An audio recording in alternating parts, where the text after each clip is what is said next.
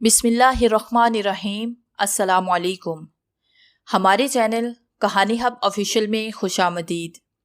नाजरीन, मैं आज आपके लिए इंतहाई खौफनाक और दिलचस्प कहानी लेकर आई हूँ, लेकिन कहानी शुरू करने से पहले आपसे गुजारिश है कि अगर आपने हमारा चैनल सब्सक्राइब नहीं किया तो आप हमारे इस चैनल को सब्सक्राइब कर लीजिए और बेल आइकन को भी प्रेस कर लें ताकि हर नई आने वाली वीडियो बआसानी आप तक पहुँच सके। पेशे खिदमत है आफतज़दा नावल एपिसोड नंबर 9। इससे पहले कि मैं जवाब में कुछ कहता, दो अफराद झाड़ियों से निकलकर हमारे सामने आए। वो पजामा नमा पतलूने और बुनियान पहने हुए थे, बाल लंबे थे और कंधों तक पहुंचते थे। उनके कानों में बड़े बड़े बाले थे। ये दोनों अफराद सूरतों से छटे हुए बदमाश लगते थे। एक के हाथ में शॉटगन थी, दूसरा कल्हाड़ी से मसले था। हमें देखते ही दोनों अफराद ने खलक से अजीब सी आवाज निकाली। पलक झपकने में दो मजीद अफराद झाड़ियों से बरामद हुए। मेरे दिल ने कहा कि एक बार फिर मुझे अपने हनर को आजमाना पड़ेगा। चंद माह पहले एबटाबाद की उस मनहूस पुलिस चौकी में पहली बार मैंने अपना अहद तोड़ा था। कई बरस के बाद उस दिन पहली बार मैंने किसी मद मुकाबल पर हाथ उठाया था। वो मदे मुकाबल DSP रियाज था और फिर उसके साथी एहलकार थे।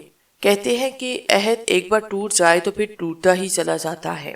शायद मेरे साथ भी ऐसा हो रहा था।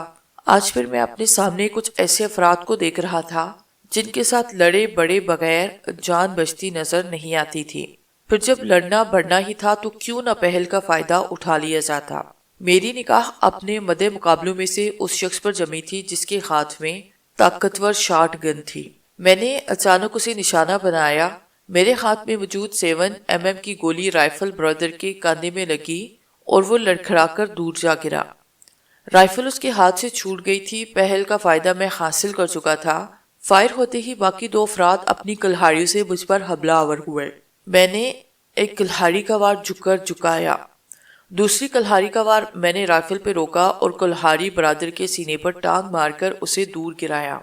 तीसरा शख्स उस शॉटगन की तरफ बढ़ा था जो जख्मी शख्स के हाथ से गिरी थी। काशिफ ने उसका रास्ता रोका। दोनों गुत्थम गुत्था हुए और शॉटगन तक पहुंचने की कोशिश कर रहे थे। मुझे मालूम था कि काशिफ कोई आसान हरीफ नहीं। वो मदे मुकाबिल को आसानी से शॉटगन तक नहीं पहुंचने देगा। मैंने अपनी राइफल सीधी की ताकि बपरे हुए दो कुल्हाड़ी बरादरों को मुगलक हमले से रोक सकूं। मगर इसी दौरान झाड़ी से एक और शख्स बरामद हुआ। उसके पास भी राइफल थी। जैसे कि बाद में मालूम हुआ इस राइफल में गोलियां न थी। राइफल ब्रदर ने अपनी राइफल को वजनी लाठी की तरह इस्तेमाल करते हुए एक शदीद ज़रब मेरे हाथों पे लगाई। किस्मत अच्छी थी कि जोरदार ज़रब के बावजूद मेरी कलाइयां टूटने से बच गई।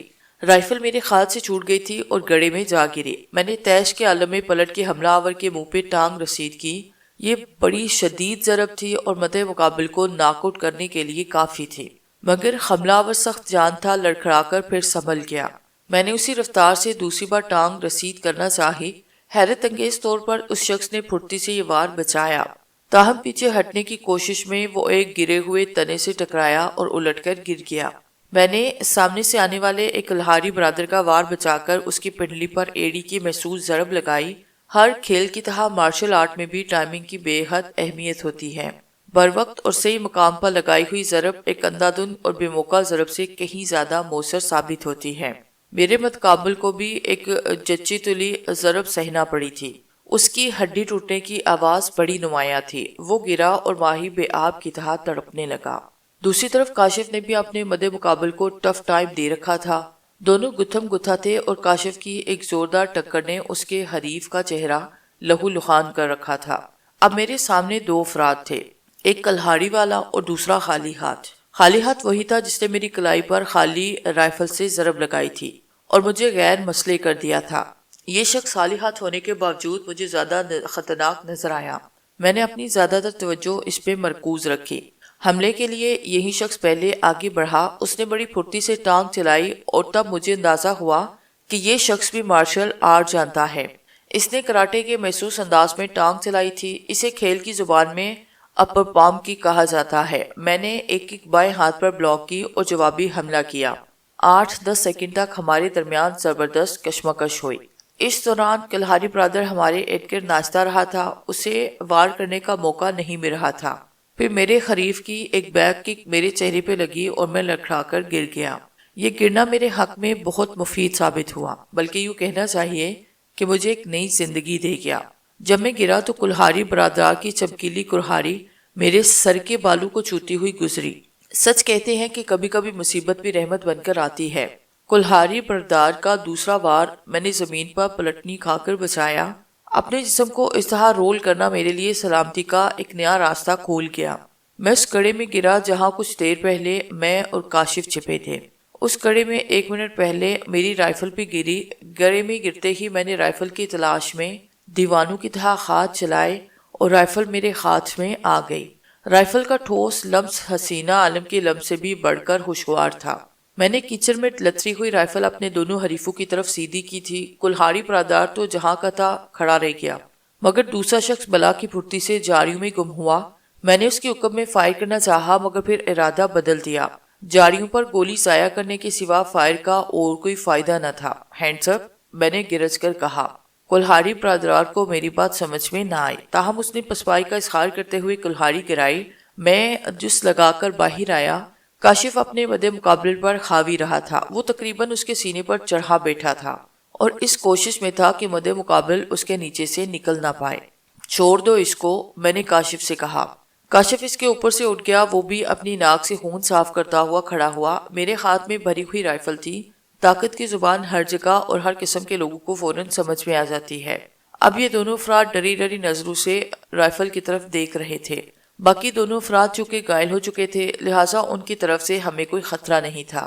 ایک صاحب بہادر کی تو پنڈلی ٹوٹ گئی تھی اور دوسرے کے کندھے میں 7 mm کی ظالم گولی لگی تھی اور اس کا گوشت پھاڑ کر باہر نکل گئی تھی۔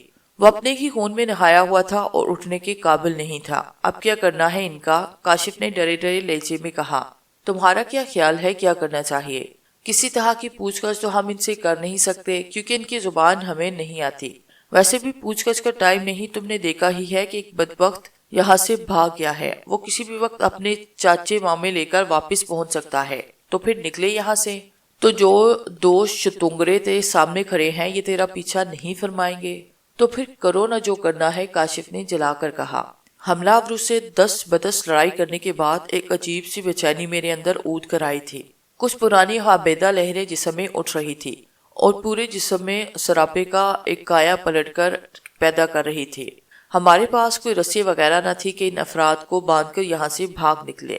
ان کو اپنے پیچھے سے روکنے کا ایک ہی ذریعہ تھا۔ میں نے رائفل سیدھی کی، انگلی ٹرائیگل پر رکھی اور یکے بعد دیگرے 2 فائر کیے۔ دونوں افراد کی ٹانگیں نشانہ بنی۔ وہ چہرے پر درد قرب کی کشمکش سجا کر زمین پر گر پڑے۔ چلو بھاگو، میں نے سب سے پہلے حملہ آور کی لوڈڈ رائفل اٹھاتے ہوئے کہا۔ ہم ایک بار پھر بھاگ اٹھے۔ اب ہمارا رخ ساحل کی طرف تھا۔ سورج پوری آب و تاب سے چمک رہا تھا۔ دھوپ کی تمازت نے زرد پھولوں کی محسوس خوشبو کو پتیوں میں سے کشید کر کے چارسو پھیلا دیا تھا۔ اس خوشبو میں سینکڑوں طرح کی نباتات کی خوشبو بھی شامل ہو گئی تھی۔ پچھلے کچھ عرصے میں ہم جزیروں پر اتنا گھومے تھے کہ اگر میری آنکھ بند بھی ہوتی اور مجھے کچھ پتا نہ ہوتا کہ میں کس مقام پر ہوں اور میرے ارد گرد کیا ہے، تو میں بتا دیتا کہ میں بحر ہند کے کسی جزیرے پر پایا جاتا ہوں۔ کوئی اچھا وقت ہوتا تو ہم اس چمکیلی دھوپ اور لہریں برساتی اور لشکاریں مارتی ہوئی خوشبو پر توجہ مرکوز کرتے، لیکن اب صورتحال کچھ اور تھی۔ اب جدا طرح کی قیامت ہم پر ٹوٹ پڑی تھی۔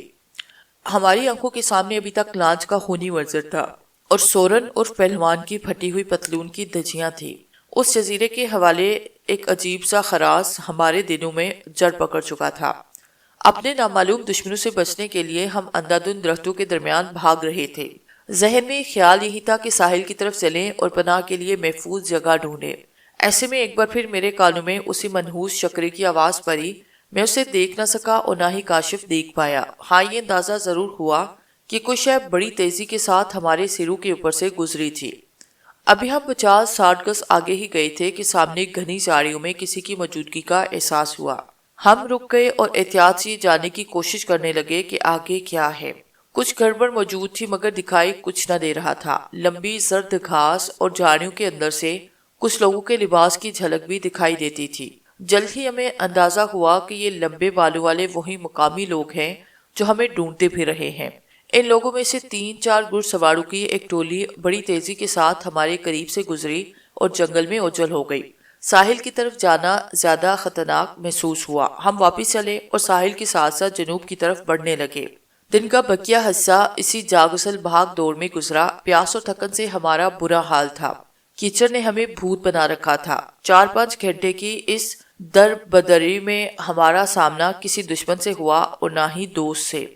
ہمیں کچھ معلوم نہیں تھا کہ راجہ اکبر خان اور جولیا پر کیا گزری، نہ ہی یہ پتا تھا کہ پراتھا ایکا-ایکی ہم سے جدا ہو کر کہاں چلا گیا۔ ہم کیمپ کی طرف واپس بھی نہ جا سکتے تھے کیونکہ ہمیں معلوم تھا کہ کیمپ اس وقت مثالی حملہ آوروں کے نگرے میں ہوگا۔ جو ہی شام ہوئی اور رات کے اندھیرے نے اس جزیرے کو ڈھانپا، ہمیں کچھ اندازہ ہوا کہ ہمارا دشمن کس طرف ہے۔ ہم ذرا بلندی پر موجود تھے۔ دائیں جانب ساحل سے 2.5-3 فرلانگ کے فاصلے پر روشنیوں کا ایک جھمکٹا سا نظر آ رہا تھا۔ یہ ٹارچوں اور لائٹوں کی روشنی تھی اور ہمیں یقین تھا کہ اسی جگہ پر ہمارا کیمپ واقع ہے۔ اس جگہ سے کچھ فاصلے پر 100-150 روشنی کا ایک نیم دائرہ دھیرے دھیرے ہماری جانب بڑھ رہا تھا۔ اس دائرے کا پھیلاؤ 2 فرلانگ سے کم نہ تھا۔ بڑے وسیع پیمانے پر تلاش ہو رہی ہے ہماری، میں نے کہا۔ یہ بھی تو ہو سکتا ہے، کاشف نے فکرہ ادھورا چھوڑا۔ کیا ہو سکتا ہے؟ یہ بھی ہو سکتا ہے کہ وہی لوگ ہوں جنہوں نے دوبارہ ہماری مدد کی ہے۔ میرا خیال ہے کہ ان کی مدد خفیہ ہے، جبکہ ہمیں تلاش کرنے والوں کی دشمنی اعلانیہ ہے۔ وہ دیکھو، بالکل ہانگا کرنے والے انداز میں ہماری طرف بڑھ رہے ہیں۔ جنگلوں میں انتہا خطرناک جانوروں کا شکار کیا جاتا ہے، مگر ہم نے بگاڑا کیا ہے ان کا؟ یہ تو تمہیں معلوم ہوگا یا پھر ان لوگوں کو، میں نے کہا۔ مجھے کیوں معلوم ہوگا؟ کاشف نے کڑے تیوروں سے پوچھا۔ میرا مطلب ہے تمہیں ہی جنون سوار تھا یہاں کی سیاحت کا۔ کاشف منہ میں بڑبڑا کر رہ گیا۔ روشنیوں کا رخ بتا رہا تھا کہ ہمیں جان پہچاننے کے لیے ایک بار پھر جنوب کی طرف جانا ہوگا۔ کاشف نے جگہ چھوڑنے سے پہلے اپنے ریڈ کیمرے کے ذریعے قریب آتی ہوئی روشنیوں کو چند سیکنڈ کے لیے شوٹ کیا، پھر ہم تیزی سے مخالف سمت میں چل پڑے۔ جو ہی ہم بلندی سے نیچے اترے، روشنیاں اور خانقاہ کرنے والے ہماری نگاہوں سے اوجھل ہو گئے۔ گہری تاریکی میں جال راسوں کا یہ بڑا پرخطر سفر تھا۔ کسی جگہ ہمیں ٹھٹک کر رکنا پڑتا۔ جھاڑ جھنکار میں دبکا ہوا کوئی جانور ہمارے قریب سے بتر کر بھاگتا اور دور تک گھاس میں اس کی سرسراہٹ سنائی دیتی۔ سہ پہر کے وقت ایک جگہ پودوں میں سے کوئی کیڑا کاشف کی کمر پہ پھر گیا تھا۔ اس کی کمر پر 2-3 جگہ سرخ غبار سے نمودار ہو گئے تھے۔ جہاں راستہ زیادہ مشکل نظر آتا، وہاں ہم بڑی احتیاط کے ساتھ چند سیکنڈ کے لیے ٹارچ روشن کر لیتے۔ ہم بہت زیادہ تھک گئے تھے، خاص طور سے کاشف کا تو برا حال تھا۔ ایک جگہ وہ بیٹھ ہی گیا۔ جہاں وہ بیٹھا وہاں لمبی زرد گھاس موجود تھی۔ اس گھاس میں کوئی کیڑا مکوڑا یا سانپ نکل کر ہم پر حملہ آور ہو سکتا تھا، مگر ہم خطرات میں یوں گرے ہوئے تھے کہ اب عام قسم کے خطرات ہمارے لیے اہمیت کھوتے جا رہے تھے۔ ہم نے ایک پتھر سے ٹیک لگائی، سانسیں درست کرنے کی کوشش کرنے لگے۔ ہم نے سارا دن بھاگ دوڑ کی تھی، اس کے باوجود اب بھی ہم اپنے کیمپ سے زیادہ دور نہ تھے۔ بمشکل 1-1.5 میل کا فاصلہ ہوگا۔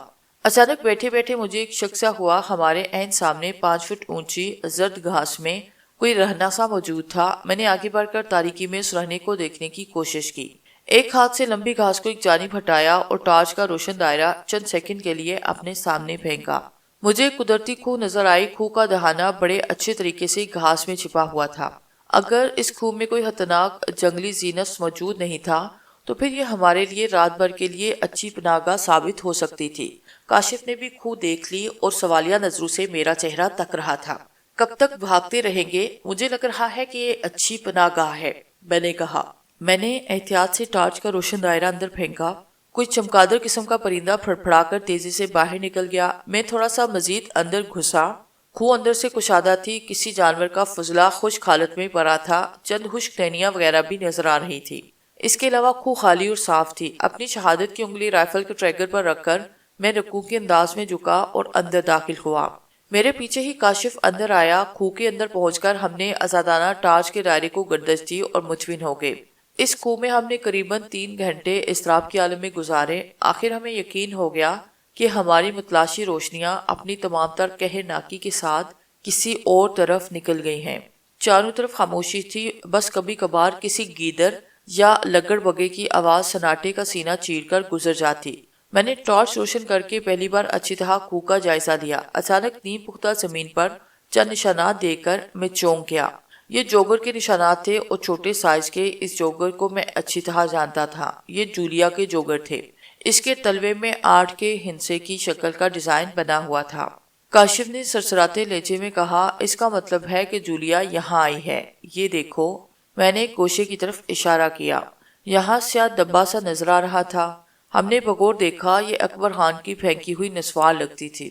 تھوڑی سی تحقیق کے بعد ثابت ہوا کہ یہ اکبر خان کے ہونٹ سے نکلی ہوئی نسوار ہے۔ اب اس امر میں شک و شبے کی کوئی گنجائش نہ رہ گئی تھی کہ کل کسی وقت جولیا اور اکبر خان اس کنویں میں موجود رہے ہیں۔ عین ممکن تھا کہ ان کے ساتھ راجہ بھی ہوتا۔ ہم کنویں کے اندر سے قدموں کے جو نشان دیکھ رہے تھے وہ صرف جولیا کے جوگر کے تھے یا پھر ایک دو نشانات اکبر خان کے چپل کے تھے۔ کاشف بولا، لگتا ہے کہ کل جولیا اور اکبر خان بھی ہماری ہی طرح کیمپ سے بھاگے ہیں اور پناہ کے لیے اس کنویں میں آئے ہیں۔ ہو سکتا ہے کہ انہیں بھی ہماری طرح ماسک والوں نے خطرے سے آگاہ کر دیا ہو۔ میں کنویں کے دہانے پر پہنچا، چند سیکنڈ کے لیے ٹارچ چلا کر ارد گرد کی زمین کا جائزہ لیا۔ زمین کی گواہی یہی تھی کہ جولیا اور اکبر خان یہاں اکیلے آئے ہیں اور اکیلے ہی واپس گئے ہیں۔ عین ممکن تھا کہ وہ چند گھنٹے یہاں رہے ہوں گے اور پھر ارد گرد خطرہ محسوس کر کے یہاں سے نکل گئے ہوں، یا پھر انہوں نے کسی زیادہ محفوظ پناہگاہ کی تلاش ہو۔ میں اور کاشف واپس کنویں میں آئے، اس صورتحال پر تبصرہ کرتے رہے۔ جولیا اور اکبر خان کے بارے میں ہمارے خدشات کسی حد تک کم ہو گئے۔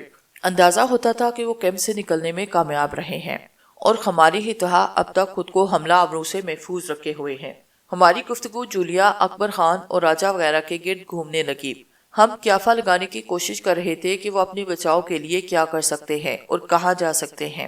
اگر تو وہ ہماری ہی طرح کسی کشتی کی تلاش میں ساحل کی طرف گئے تھے تو ان کی سلامتی مشکوک تھی۔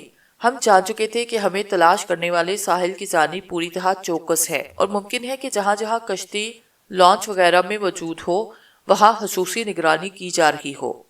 کاشف کو اور مجھے زیادہ پریشانی جولیا کی طرف سے تھی۔ وہ نوجوان اور خوبصورت تھی۔ اس خطرناک علاقے اور خطرناک لوگوں میں اس کی حیثیت وہی تھی جو درندوں سے بھرے ہوئے جنگل میں تنہا ہرنی کی ہو سکتی ہے۔ یہ لوگ ہمارے پیچھے پڑے ہوئے تھے، ہمارے لیے ابھی تک اجنبی تھے۔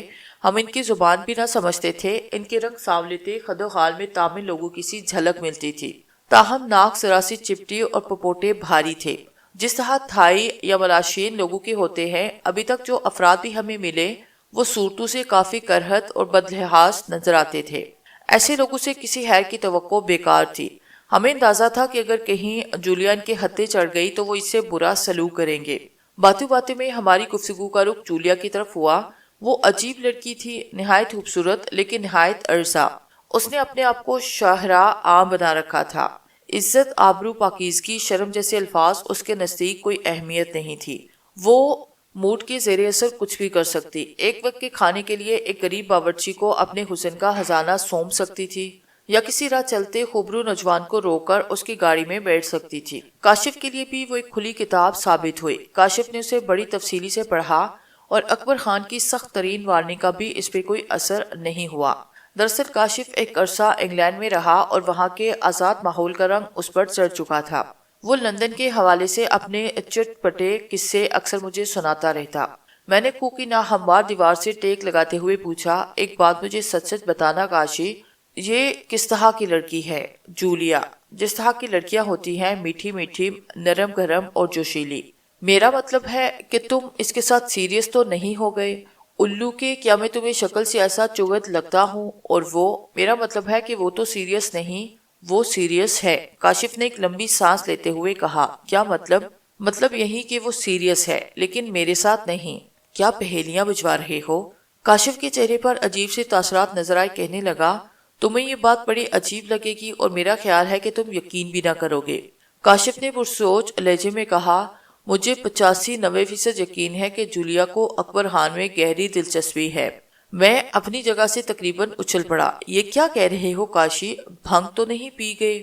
بالکل ٹھیک کہہ رہا ہوں۔ میرے اندازے کے مطابق جولیا اب تک کسی شخص کے بارے میں اتنی سنجیدہ نہیں ہوئی جتنی اکبر خان کے بارے میں ہے، اور سچ پوچھو تو اس سفر میں اگر ہمارے ساتھ ہے تو اس کی وجہ میں نہیں، صرف اور صرف اکبر خان ہے۔ یار کیسی باتیں کر رہے ہو؟ وہ الٹرا ماڈرن لڑکی، کہاں ہمارا پشتو مارنے اور نسوار کھانے والا اکبر بھائی۔ دونوں کی عمروں میں بھی فرق ہے، مزاج، تعلیم، رہن سہن، ہر لحاظ سے وہ ایک دوسرے کی ضد ہے۔ میرا خیال ہے کہ تمہیں کوئی شاندار قسم کی غلط فہمی ہوئی ہے۔ شاندار قسم کی صحیح فہمی ہوئی ہے، کاشف نے ٹھسے سے کہا۔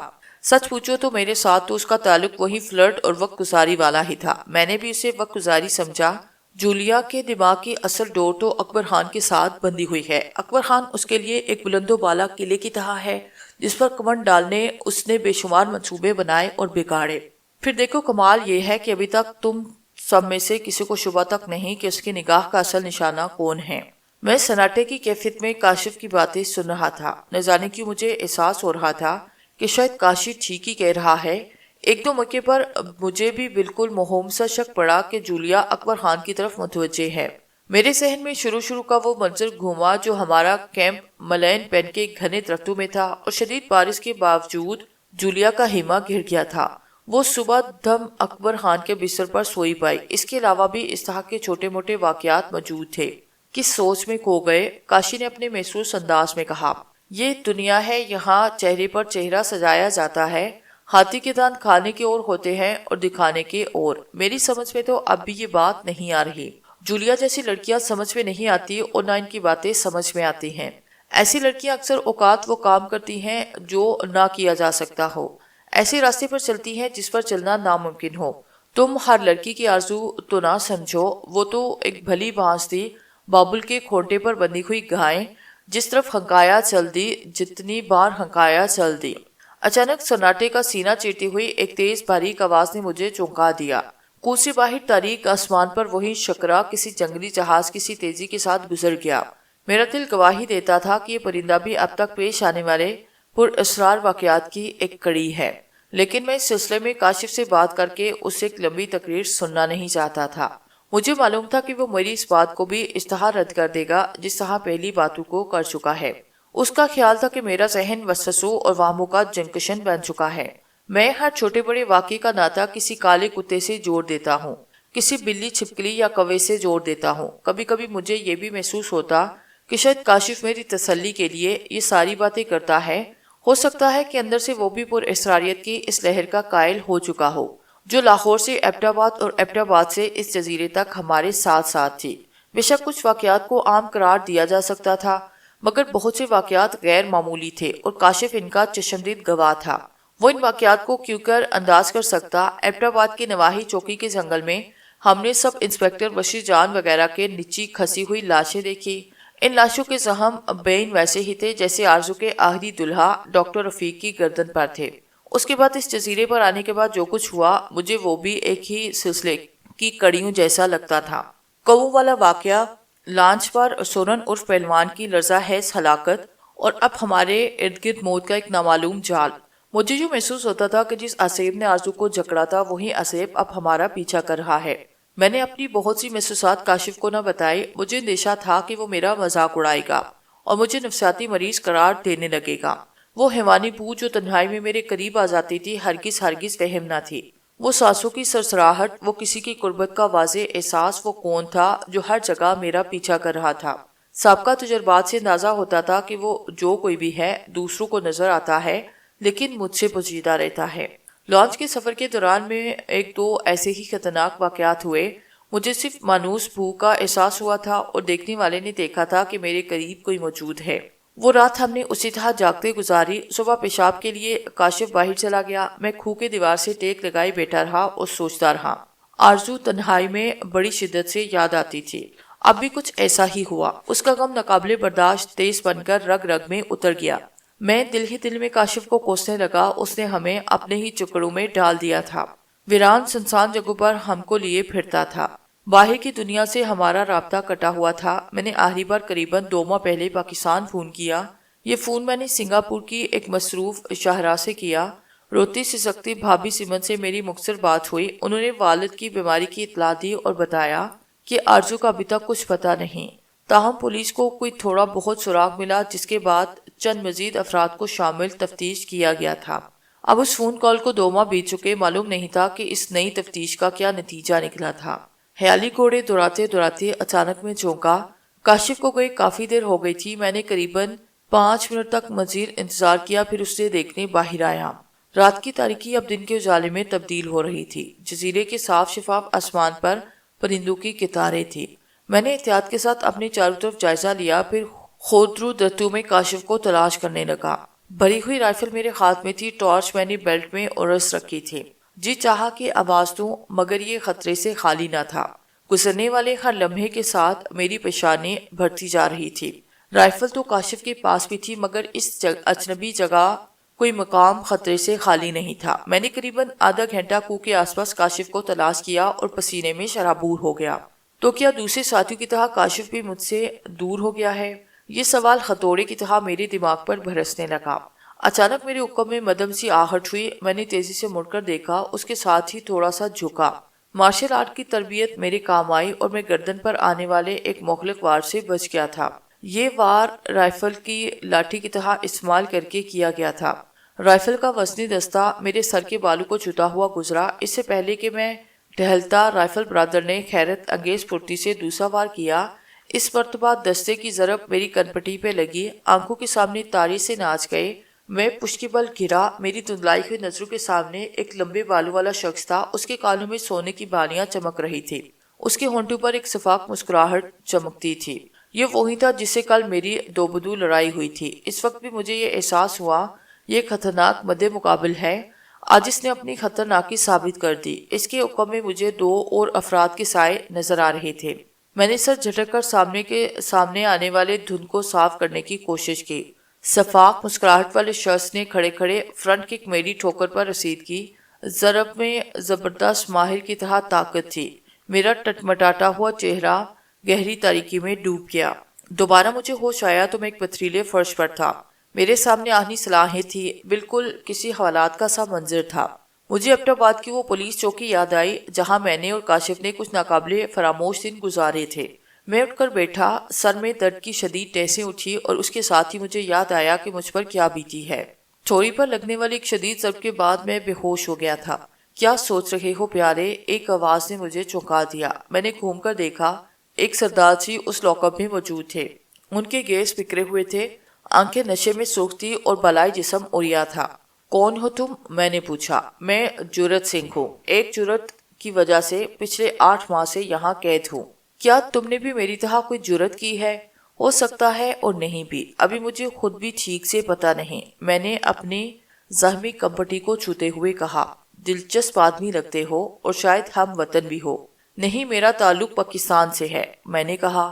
ایک دم کانوں میں گراہٹ کی آواز آئی۔ اس وقت میں نے دیکھا کہ لاک اپ سے باہر 2 گرانڈیل سینٹ برالڈر کتے موجود تھے۔ وہ مجھے یوں دیکھ رہے تھے جیسے مجھے پہچانتے ہوں اور ابھی وہ مجھ سے باتیں کرنے لگیں گے۔ ان کتوں کے حکم میں چند اور کوٹریاں بھی نظر آ رہی تھی۔ سب کوٹریوں کے سامنے سوراخ دار کھڑکیاں تھی۔ کوٹریوں کی تعداد 10 تھی۔ سامنے والی یہ کوٹریاں ہر لحاظ سے بہتر دکھائی دیتی تھی اور میں باقاعدہ بستر پر موجود تھے۔ سلاخوں کے اندر کی طرف مکر مچھی سے بچاؤ کے لیے جالی لگی ہوئی تھی۔ تپائیاں اور کرسی نما نشستیں بھی ان کوٹریوں میں نظر آ رہی تھی۔ سب سے حیرتناک بات یہ تھی کہ 3 کوٹریوں میں مجھے قیدیوں کے ساتھ نوجوان لڑکیاں بھی نظر آئیں۔ ان کوٹریوں میں بند قیدی مختلف نسلوں اور شکلوں کے تھے۔ کچھ تھائی نظر آتے تھے، 1-2 جاپانی تھے، باقی تامل یا سنہالی تھے۔ جیسا کہ بعد میں مجھے معلوم ہوا کہ یہ قید خانہ ایک مربع کی شکل میں تھا۔ چاروں طرف کوٹریاں تھیں، درمیان میں 4-5 کینال چوکور احاطہ تھا جس میں تار اور پام وغیرہ کے درخت جھوم رہے تھے۔ سلاخ دار کوٹریوں سے باہر رکھوالی کے کتے چکرا رہے تھے۔ اس کے علاوہ مسلح پہرے دار بھی تھے۔ پہرے دار شکل اور خلیے کے تھے۔ ان سے میری اور کاشف کی مٹبیر کل جنگل میں ہو چکی تھی۔ کندھوں تک پہنچتے ہوئے لمبے بال پاجامہ نما پتلونے اور کانوں میں بالیاں، ہر پہرے دار رائفل یا کلہاڑی سے مسلح تھا۔ یہ کون سی جگہ ہے؟ میں نے سردار جی سے پوچھا۔ یہ پاگل خانہ ہے، یہاں بہت سی سمجھدار پاگل رہتے ہیں، جو یہاں آتا ہے میری طرح پاگل ہو جاتا ہے، سردار نے نشے میں ہاتھ لہراتے ہوئے کہا۔ تمہیں کیوں پکڑ رکھا ہے ان لوگوں نے؟ میں نے بتایا نا کہ میرا نام جرت سنگھ ہے اور میں ایک جرت کی وجہ سے پکڑا گیا ہوں۔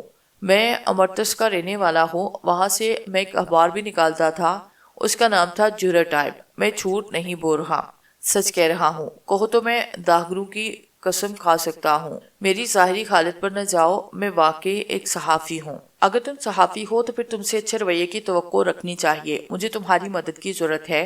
مجھے بتاؤ کہ یہ کون سی جگہ ہے اور یہ کون لوگ ہیں جنہوں نے مجھے اور تمہیں پکڑا ہے۔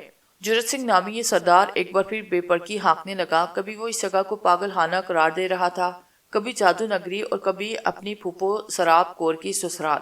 وہ نشے میں دھت تھا۔ میں نے بہتر سمجھا کہ اس کا نشہ اترنے کا انتظار کیا جائے۔ بہرحال جرت سنگھ کی باتوں سے اندازہ تو مجھے ہو ہی چکا تھا کہ وہی جزیرہ ہے جہاں مجھے اچانک حملہ کر کے بے ہوش کیا گیا تھا، اور اگر مجھے کوئی نہ بھی بتاتا تو زد پھولوں کی وہ خوشبو بتا سکتی تھی جو اس جزیرے کی زبردست پہچان تھی، ایسی خوشبو جس میں کیچڑ اور سڑی ہوئی نباتات کی باس بھی شامل ہو گئی تھی۔ اب شام ہونے والی تھی۔ میں نے اندازہ لگایا کہ میں 9-10 گھنٹے بے ہوش پڑا رہا۔ میرے جسم پر وہی لباس تھا، بس رائفل میرے پاس نہ تھی اور جوتے غائب تھے۔ میرا دھیان ایک بار پھر کاشف کی طرف چلا گیا اور انگت وسوسوں نے مجھے گھیر لیا۔ اندھیرا پھیلتے ہی ہماری کوٹری کے سامنے لیمپ روشن ہوئے۔ ایک کلاس کوٹریوں میں زیادہ روشنی تھی، وہاں لیمپس کے علاوہ شمعدان وغیرہ بھی موجود تھے۔ دوسری بات یہ کہ روشنیوں کا یہ سامان کوٹری کے اندر تھا، وہ اپنی مرضی سے اسے روشن کر سکتے یا بجھا سکتے۔ شام سے کچھ دیر بعد کھانے کی خوشبو آئی۔ کوٹری کے دروازے میں ایک چھوٹا سا خلا پیدا ہوا اور 2 ٹرے اندر کھسکا دیے گئے۔ ناریل کے تیل کی خوشبو ہمارے نتھروں میں گھسنے لگی۔ کھانے میں چاول تھے، گوشت کا شوربہ تھا اور دودھ میں پکا ہوا دلیا تھا۔ سخت غیر یقینی اور سنگین حالات کے باوجود مجھے بھوک لگ رہی تھی۔ میں نے کھانا شروع کیا۔ جرت سنگھ میں نشے کے عالم میں بڑے بڑے لقمے لے رہا تھا۔ اس دوران میں ایک کلاس کوٹریوں کو بھی کھانا سرو کیا جانے لگا۔ ان لوگوں کا کھانا بہت بہتر تھا۔ کچھ کوٹریوں میں ایسا کھانا پہنچایا گیا جسے دیکھ کر پرتکلف دعوت کا گمان گزرا۔ کئی طرح کی ڈشز، خوبصورت برتن، پھلوں کے جوس اور ولایتی شراب۔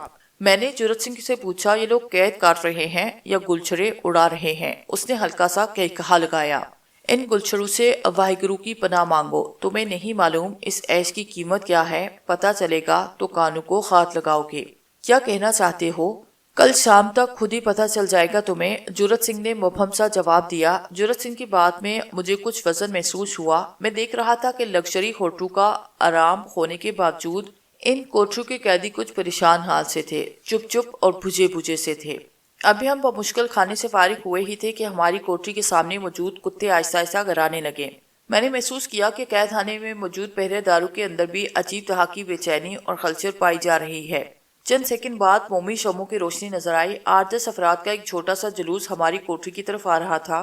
اچانک تمام پہرے دار سجدے میں گرے اور کوٹری میں موجود قیدی بھی ناو پر ہاتھ باندھ کر بادب کھڑے ہو گئے۔ جرت سنگھ بھی کھڑا ہوا۔ میں بدسور بیٹھا ہوا تھا۔ اس نے گھبرائے ہوئے انداز میں میرا بازو کھینچا اور سرگوشی میں بولا، اوئے کھوتے، کیوں مصیبت کو ماسی کہہ رہا ہے؟ کھڑا ہو جا، نہیں تو کبھی کھڑا نہ ہو سکے گا۔ جرت سنگھ کی آواز سے لگتا تھا کہ اس کا نشہ چند سیکنڈ میں ہرن ہو چکا ہے۔ وہ گھٹنوں پر زور دے کر کاہلانہ انداز میں کھڑا ہوا۔ ذرا دیر میں نے اپنے سامنے ایک عجیب منظر دیکھا۔ ایک سرخ و سفید شخص جس کا قد 6.5 فٹ سے بھی نکلتا ہوا اور شانے افق تا افق پھیلے ہوئے تھے، میرے سامنے کھڑا تھا۔ اس کی شہد رنگ شانوں تک پہنچ رہے تھے اور کانوں میں بڑی بڑی جراؤ بالیاں تھی۔ اس کی شکل دیکھ کر میرے رونگٹے کھڑے ہو گئے۔ کبھی کسی بزرگ کا قول سنا تھا کہ ہر انسان کے اندر ایک جانور ہوتا ہے، اور کبھی کبھی یہ جانور انسان پر اتنا حاوی ہوتا ہے کہ انسان کی شکل بھی اس جانور سے ملنے لگتی ہے۔ میرے سامنے جو شخص کھڑا تھا وہ سرتپا انسان تھا۔ اس کا چہرہ انسانوں جیسا تھا، مگر جب غور سے اس کا چہرہ دیکھا جاتا تو محسوس ہوتا کہ انسانی کاندھوں پر ایک بھیڑیے کا سر رکھا ہے۔ خدا کی پناہ، ایسی مشابہت تھی کہ روح تک لرز اٹھی تھی۔ اس شخص کے کان، آنکھیں، ہونٹ، رخسار سب انسانوں جیسے تھے، لیکن ان اعضاء کا مجموعی تاثر 100% بھیڑیے کا تھا۔ وہ براہ راست میری آنکھوں میں آنکھیں ڈال رہا تھا۔ تم انگلش جانتے ہو؟ بھیڑیے کے منہ سے بھیڑیے جیسی گراہٹ نکلی۔ میں نے اس بات میں سے ہلایا۔ میں تمہیں یہاں دیکھنا نہیں چاہتا تھا، اس نے کہا۔ کیا مطلب، کون ہیں آپ؟ میں نے ہمت کر کے پوچھا۔ تم مجھے جانتے ہو بڑی اچھی طرح۔ میں نے آپ کو پہلے کبھی نہیں دیکھا، میں نے کہا۔ میں اس کی آنکھوں میں دیکھنے سے اعتراض کر رہا تھا۔ اس کی آنکھوں میں کچھ ایسی بات تھی کہ روح لرز اٹھتی۔ پہرے دار ابھی تک سجدہ ریز تھے۔ وہ 2 قدم چل کر آگے آیا۔ تمہاری آنکھوں کے سامنے پردہ ہے، بہت جلد یہ پردہ ہٹ جائے گا۔ مجھے اور میرے ساتھی کو کیوں پکڑا گیا؟ ہم سے کون سا جرم سرزد ہوا؟ ہمیں نہیں معلوم تم کن ساتھیوں کی بات کر رہے ہو۔ اس وقت ہم تم سے خطاب ہیں اور صرف تمہیں جانتے ہیں۔ مجھے کیوں پکڑا گیا؟ اس کا جواب تمہیں بہت جلد مل جائے گا۔